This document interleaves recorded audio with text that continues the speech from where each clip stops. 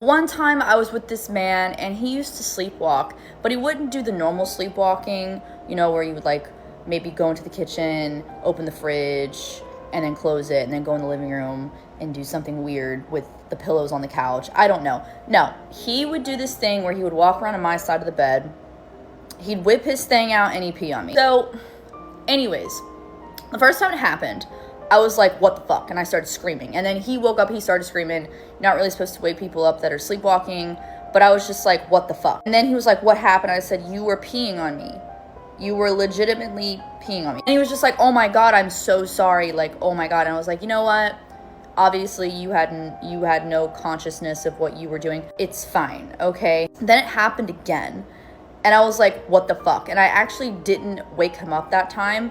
I kind of just like scooted back when the flow was coming on to me, and then like I waited till he was done, and then I like put him back to bed. And then the next morning I was like, you did it again. He's like, what the fuck? So at this point I'm just like, has this always been a thing? And he's like, I don't know, I don't really remember. I was like, how do you not remember? Okay, whatever. Okay, fine. So we take him to a therapist, right?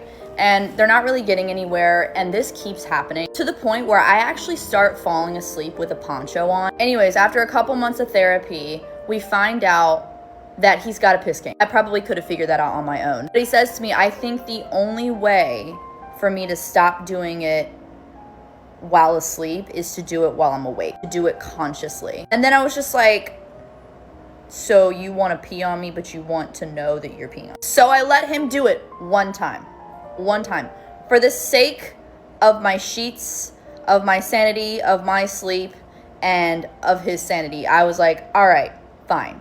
You can do it one time consciously. And then he did it, right? And I kid you not, never happened again. Never happened again. And I've not shared that story with many people, but TikTok is my diary, and I think you guys deserve to know the story. Things obviously did not work out between us. I found some other weird skeletons in his closet with his cousin, but I won't go into detail with that. And I fear this might be an original experience.